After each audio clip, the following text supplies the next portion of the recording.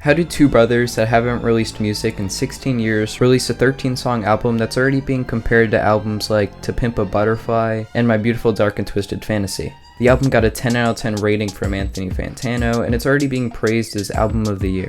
But what's even more unbelievable than their comeback is everything that almost stopped it from happening. To understand how Clipse created this masterclass of an album, we need to go back to the 90s in Virginia Beach, where two brothers, Pusha T and Malice, started crafting their rhymes about the world around them, a world defined by poverty, ambition, and the drug trade.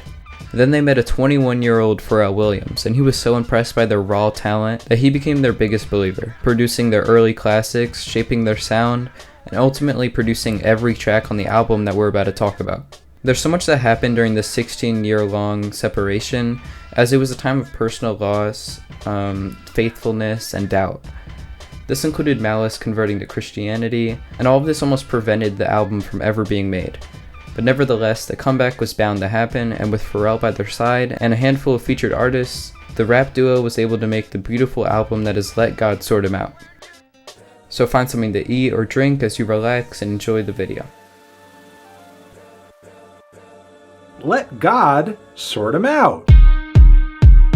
The album has a really deep start with the song The Birds Don't Sing. The song features John Legend and the Voices of Fire, and in the song Pusha T and Malice both tell their stories of what happened before their parents died, their mom and dad. The birds don't sing, they screech of pain is a line that means that the world or life can seem beautiful, but reality shows that it's a dark and tragic thing, as we're about to see in the stories that they tell. Pusha starts the track over somber piano keys, confessing one of his deepest regrets, the last conversation he had with his mom. He said he was going to the Caribbean instead of being at the family's Thanksgiving dinner. His mom argued against it, saying they should all be together as a family for the holiday. She passed away just a few weeks before Thanksgiving. After the angelic chorus from John Legend, Malice tells the story of how he discovered their father was dead. In his verse, he describes how he knew their dad was home because his car was in the driveway, but the door was locked and nobody was there to open it. So naturally, he had a terrible feeling that something had happened. Once he got into the house, he was greeted by finding their father dead. Later in the song, he describes how his father taught him to be an upstanding and a confident, respectful man. They go into further detail saying that he wouldn't mind working a double for the family, and that when they were clearing out his house, they found out that majority of his passwords were different ways of saying, "I love my two sons." The song ends with a quote from Stevie Wonder, Pharrell's biggest idol and a genius artist. Remember those who lost their mothers and fathers.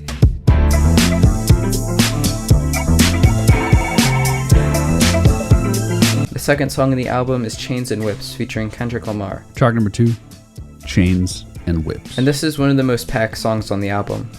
The bass line and the guitar melody is so powerful and is actually what Pharrell's genius does to a song. The song is a dark, stripped-down track that feels like a song straight off Kanye and Jay-Z's Watch the Throne. Pusha T, Malice, and Kendrick trade heavy verses about industry power and betrayal. The title and the main chorus, Uncle said, nigga, you must be sick. All you talk about is just getting rich. Choke my neck, nigga, and ice my bitch. Beat the system with chains and whips. is a description of two things. Uncle is commonly used as Uncle Sam or the United States, and he's saying that there's like a sickness of wealth and people live for money and live to get rich when there's so much more to live for. Beat the Game with Chains and Whips is referencing slavery and being an African American, and it describes how he made it and now he has chains as in jewelry and whips as in cars. You also hear a tag that says this is culturally inappropriate, and it's something you hear all throughout the album. And it, as you probably expected, is referring to how a majority of the artists who rap and are in that genre are seen as vulgar or inappropriate. It reminds me of the Kendrick Lamar song Blood that plays the clip of people reacting to part of his song. Did you catch that? Lamar stated his views on police brutality with that line in the song, quote, "And we hate the popo, want to kill us in the street, faux show." KG. Ah, please. Ugh, I don't like it. But this song is full of disses and shots at people, most notably the rapper Jim Jones. Lines like "jealousy turn into obsession" describes how Jim Jones hating on Pusha T is like an obsession of his. He started the feud for Pusha T being ranked number 29 in Best Rap Artists which he disagreed with, saying he didn't influence anything. He threw shots saying no one wants to be like Pusha, and in this song Pusha claps back by really just putting him into the ground with no effort. He says reality TV is mud wrestling and some sign checks I know better than, describing how not all money is good money, and that Jim Jones is more of a fake reality TV show than an artist, and that he does anything for money, even if it goes against his morals or identity. There's various other disses at Jim Jones through the verse, but as the last line says, I know by now you get the message. Following Pusha T's verse is Malice's, and in it he's presumably criticizing Kanye, saying things like his lucky streak is losing him, meaning that he can't get away with his controversial self, and that it's finally catching up to him and he has to face the consequences. He goes deeper on Kanye's sort of downfall, saying money's dried up like a cuticle, and if you don't know what a cuticle is, it's the area at the bottom of your nail. Pretty obviously, since everything Kanye's done, he's lost all of his sponsors and is losing money. He mentions the Bible verse, John 10:10, and it seems like he's using the verse as a reminder that one can choose which force to feed, and that the real wealth goes deeper than jewelry and cars. The chorus repeats again after Malice's verse, but if I'm being honest, my favorite part of the song is the smooth post-chorus from Pharrell.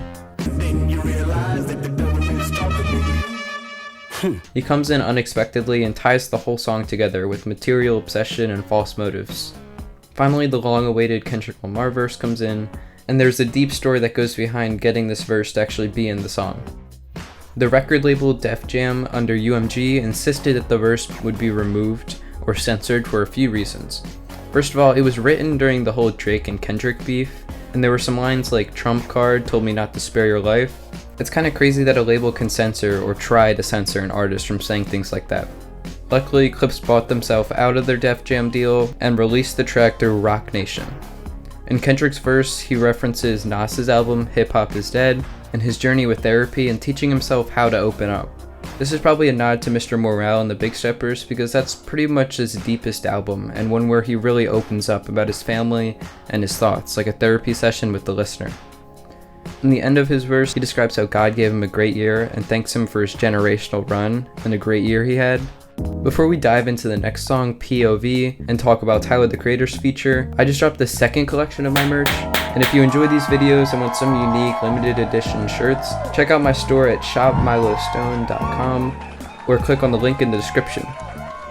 These designs won't be around forever, so grab yours before they're gone, so that way you can wear what you're passionate about.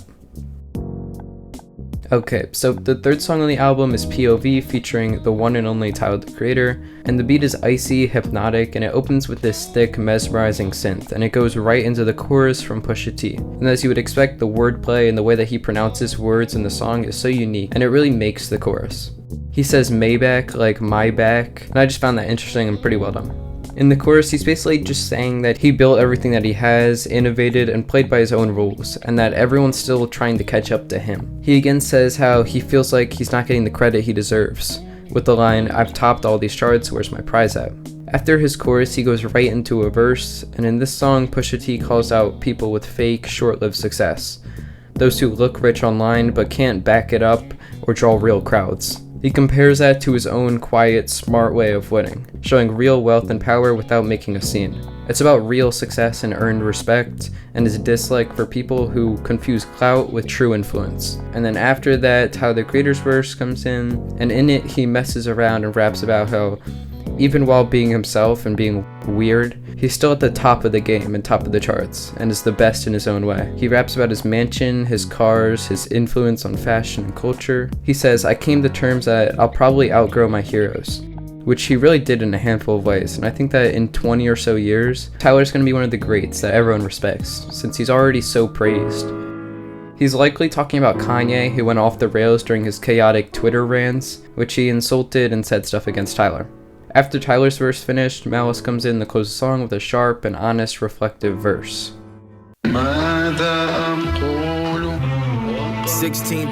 The fourth song on the album is So Be It, and it has a Middle Eastern inspired instrumental with swirling strings and reverse percussion.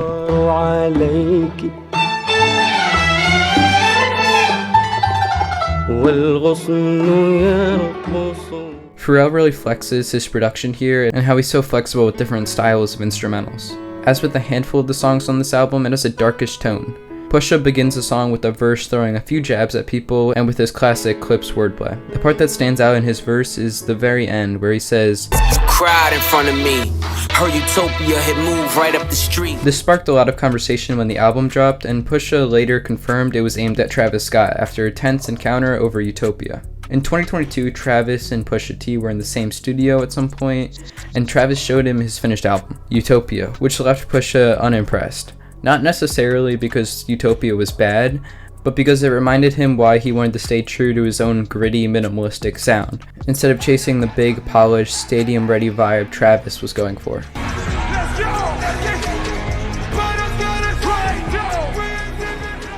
Another reason that things got a little sour is because when he showed Pusha the song Meltdown featuring Drake, he didn't play Drake's verse, which had disses towards Pusha T. So he just found the whole interaction with Travis to be dishonest, and not the type of music he was impressed by. After this whole interaction, Travis Scott supposedly cried in front of Pusha, since at the time his girlfriend broke up with him and now one of his idols wasn't impressed by one of his most passionate projects. Malice's verse is more philosophical. He quotes biblical lines and reflects on how he stayed true to himself despite temptation. The chorus, which repeats, "So be it, so be it," gives it this sense of resignation and confidence at the same time.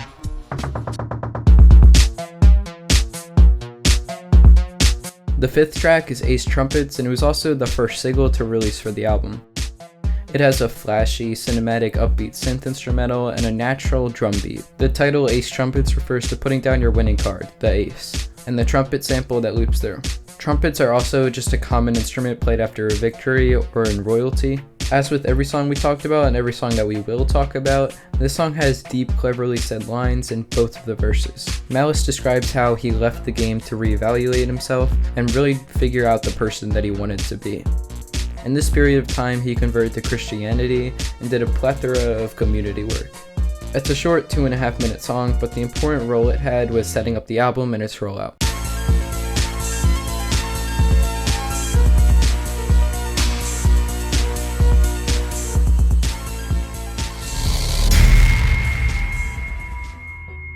The sixth song is titled All Things Considered, and it features The Dream and a chorus sang by Pharrell. The instrumental in this song stood out to me. It has a bouncy, tapping synth beat that I'm 90% sure is the same as the one that was used for Timeless with The Weeknd and Playboi Carti. How I'm doing, all things considered.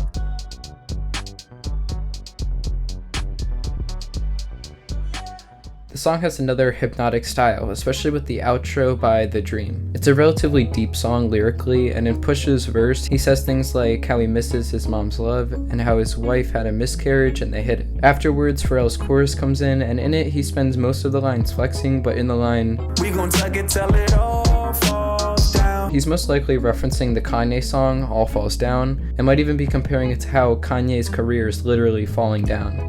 In Malice's verse, he depicts how he's been with women with kids, and also explains how he thinks about the drug dealers he might have known or anyone involved in the crime circle, dying or going to prison. The song ends with The Dream sort of haunting outro, in which he reflects on the inevitability of life and death and the destructive power of misinformation, like with lying to the wrong people or in terrible genocide. The imagery of violence and suspense and contemplation suggests a will to face problems or conflicts head on, accepting the gravity of the situation, by all things considered. Before we go to the next song that has a decent amount of content to talk about, this is just a reminder to subscribe to my channel if you're enjoying this video or any of my videos, and to like the video too. Okay, let's get back to it. MTBTTF stands for Mike Tyson Blow to the Face, and has a punching beat with a vocal chop repeated through the instrumental and a classic mixtape type of feel to it. This song really feels like an MF Doom song with the way the beat comes in and the vocal chop added to the beat.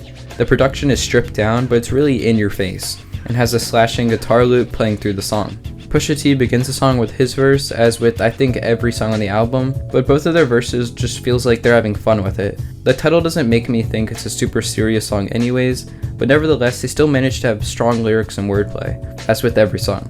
There's some Mike Tyson references thrown into the lyrics, like when Malice says, D-class in my ears, now let me see you bite it. She want Mike Tyson blow to the face. Referencing the famous moment that Mike Tyson bit off Evander Holyfield's ear. The song has that old Clipse aura to it and a light vibe with barely any emotional weight to it.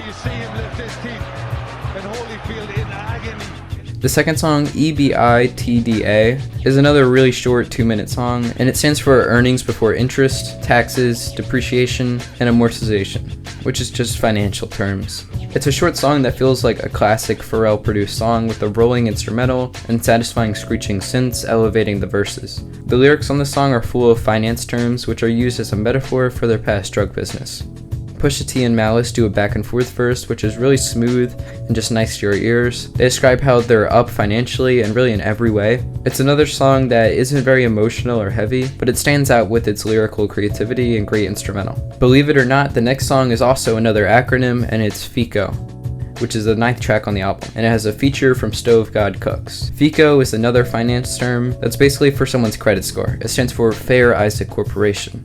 And in the song, it's again flipped to be used as a metaphor for money in the drug world. Malice and Pusha T both deliver great verses with deep and smooth lyrics and references. Same with the previous song, there's plenty of money references, and the instrumental is yet another classic feeling loop and raw drum effects. Stove God Cooks was perfect for the chorus with his unique voice and word articulation. He emphasizes different words with a rhyme scheme built around the word ending out.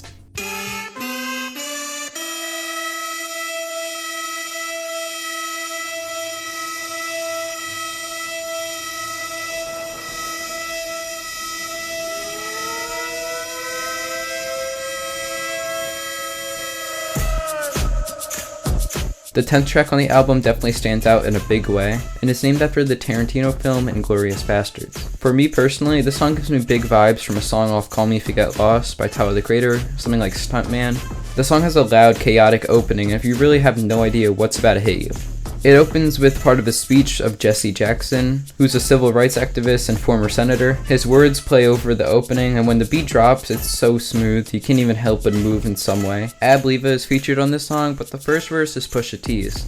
And in it, he throws around tons of references, everything from tennis, Jeff Bezos, and even the Pope. After Pusha's verse, Malice comes in, and his lyrics are just as consistent and precise as they were on every other track. He also fills his words with references like McLaren's, drug dealing, and the movie Inglorious Bastards. And the song closes with EBITDA, who raps about his chains, cars, and more. He says lines like, "been playing in the snow like Rudolph," which is a pretty crazy double entendre because it means that he's the leader, as Rudolph was in the movie, and that his nose is red like Rudolph from snorting so much booger sugar.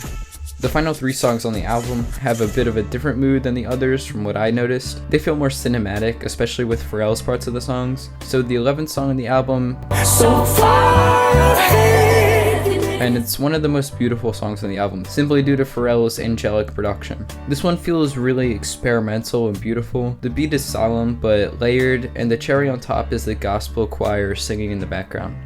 Pusha delivers a verse about staying ahead of his competition. That's the reason for the song name, So Far Ahead. Malice focuses on spiritual success with lines that suggest his faith and integrity keep him ahead of the pack. The song feels like a victory lap, but also a moment of reflection. It's really surprising to me that they're this confident in the lyrics and how they flex on everyone after 16 years of not working together. Like, imagine if this album flopped and was horrible. Embarrassing! The heavenly chorus by Pharrell that opens the song and plays throughout is what makes this song for me personally. It sets the tone for the song and just gets you interested. The 12th song and the second to last song on the album, and the title track, Let God Sort 'Em Out / Chandeliers, includes a feature from Nas. The song starts dark and ominous with another thick, rough synth swishing around the song as otherworldly sounds play around it. The phrase, let God sort 'em out, suggests leaving judgment to a higher power and not to really worry and just let God handle their fates. The verses begin with the back and forth of Pusha and Malice as they rap about how it's always the losers and the dumb people that are first to criticize and judge, and how they're so far ahead of all the other people. When the song switches to Chandeliers, the beat changes as Nas comes in to close out the quick song, and in it he describes how he influenced the entire hip-hop world with his music and his albums like Illmatic, and in it he describes how he influenced the entire hip-hop world with his album Illmatic, which influenced artists like Kendrick Lamar, Jay-Z, J. Cole, and countless more. He explains how he has principles and values his time, and that he, like Pusha, should be respected. He also mentions that he'll win Man of the Year after he releases his album in the end of 2025.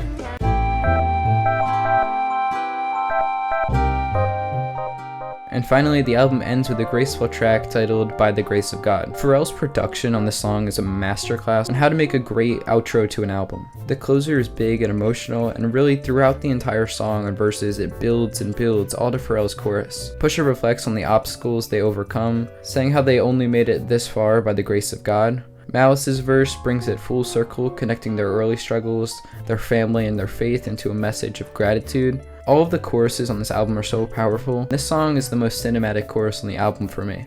In Pharrell's line, he describes how he's seen empires fall as an artist. Since he's been in the industry for 3 decades, he's seen the rise and fall of artists, both ones that he helped produce and create for, and others that were just in the space. He then thanks God that he's still up with the line, "They missed this wall by the grace of God." Overall, I thought the album was fantastic. It's consistent all the way through, and the messages sent, the beats on the album, the lyrical depth is great. It's definitely in the debate for album of the year. Let me know what you think of the album, what's your favorite song, what album do you think is album of the year, and a reminder to go to the link in the description to get some channel and music related merch. And once you subscribe and like the video, if you want to see a video better than this one, click one of the videos on the screen.